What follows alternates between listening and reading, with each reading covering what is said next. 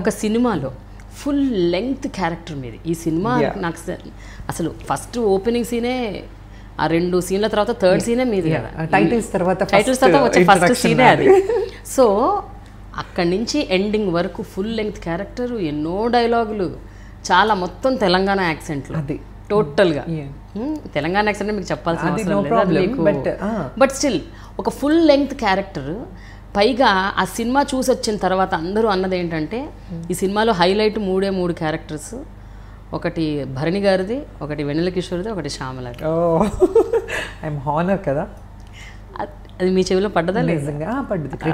చాలా మంది అన్నారు. క్రిటిక్స్ నా గురించి స్పెషల్లీ హూ మెయిడ్ క్యారెక్టర్ చేసిన ఆవిడ పేరు తెలియని వాళ్ళైతే ద కుమారి అని ఆ మెయిడ్ క్యారెక్టర్ చేసిన ఆవిడ టైమింగ్ బాగుందని ఆ క్రిటిక్స్ అవి వినైతే అసలు నేను గాల్లో తెలిపోయాను ఒక 2 రోజులు. అసలు కామెడీ టైమింగ్ అలా కుదరటం, మీకు భరణి గారి మధ్యలో, మీకు వెన్నెల కిషోర్ గారికి మధ్యలో కదా lot of scenes, comedy scenes అట్లా ఇట్లా పండిపోయినాయి. నిజం. అది that's only because of Mohan గారు. ఆయన మాకు ఆ ఫ్రీనెస్ ఇచ్చి ఆ ఇంట్రడక్షన్స్ మేము కలుసుకున్నాం కదా, అందులో ఒక ర్యాప్ అయిపోద్ది, ఫ్రీనెస్ అవుతుంది, మనం మాట్లాడతాము, తెలుస్తారు, మనుషుల గురించి తెలుస్తుంది. సడన్గా వెళ్ళి చూసేసరికి ఇప్పుడు చూడండి, కొందరితో చూస్తుంటే ఇప్పుడు పెద్ద యాక్టర్ ఎవరైనా ఉంటారు, వాళ్ళని ఎప్పుడు మొహం కూడా చూడలేదు, కలవని కూడా కలవలేదు, వాళ్ళ ముందుకు యాక్ట్ చేయాలంటే సడన్గా ఫ్రీజ్ అయిపోతాం. సో ఇది కాకుండా ఆయన మాకు ఈ ఫ్రీనెస్ ఇస్తారు కదా, అది వండర్ఫుల్.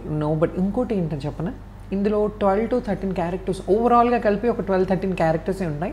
అందులో 7-8 main characters, 7 to 8 mostly.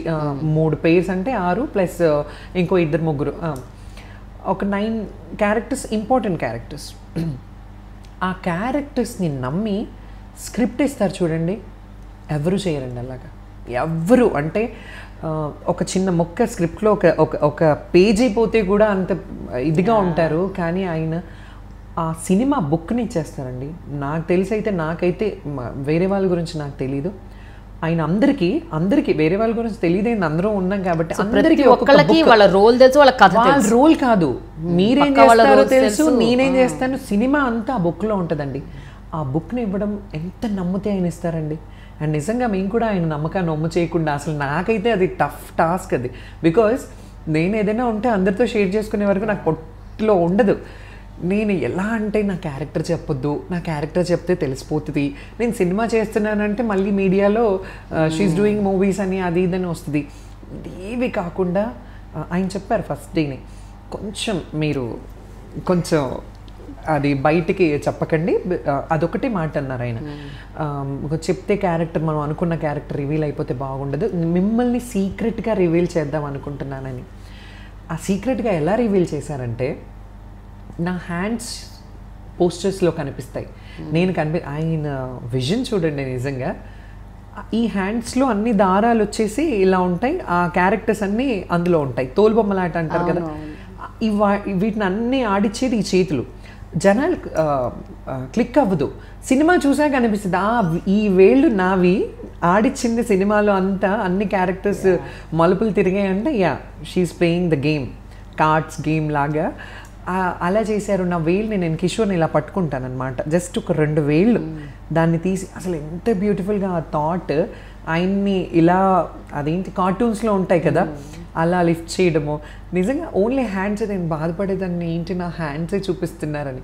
Cinema release అయ్యాక అంతకంటే ఎక్కువ సంతోషం ఫీల్ అయ్యాను, బికాస్ నా పోస్చర్ కాదు అక్కడ. ఇప్పుడు సినిమాల్లో టాక్ ఎంతగా వచ్చింది, ఏముంటుందండి, ముందే తెలిసిపోతే శ్యామల చేసింది, మూవీ చేసింది, సంథింగ్ ఏదో తెలిసిపోతుంది, ఏదో ఒక టాక్, ఏదో positive or negative what ever వచ్చేస్తుంది. కానీ ఇలా సస్పెన్స్గా, అరే సినిమాలో ఒక మెయిడ్ ఉంటుంది, ఒక పని మంచి క్యారెక్టర్ చేసింది, అసలు తను ఎంత బాగా చేసింది అని వేరే వాళ్ళు అనుకుంటుంటే ఆ ఆనందం నిజంగా ఇలా మనం స్పెషల్గా రివీల్ చేసినందుకు ఈ బూస్ట్ వచ్చి ఉంటుంది అంటే జనాలు మాట్లాడుకుంటున్నారు ఆ క్యారెక్టర్ ముందే తెలిసితే కొంచెం అది అంటే ఇలా ఉండకపోవచ్చు అని నేను అనుకుంటాను బిఫోర్గా మన క్యారెక్టర్ గురించి రివీల్ అయితే మజా ఉండేది కాదు.